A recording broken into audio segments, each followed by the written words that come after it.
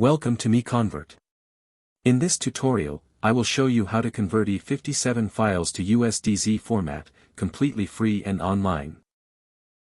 Open your browser and search for E57 to MiConvert.com.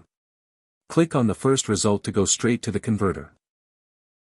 You are now on the E57 to USDZ converter page. The interface is clean and easy to use. Let's upload a file. Click the Choose File button. A file picker will open. Select the E57 file you want to convert, then click Open. Your file is loaded and ready. You can see the file name, size, and destination format. Click Convert now to start the conversion. The conversion is in progress. You can see the progress bar moving. This usually takes just a few seconds. Done. Your file has been successfully converted. Click Download to save the USDZ file to your computer. That's it.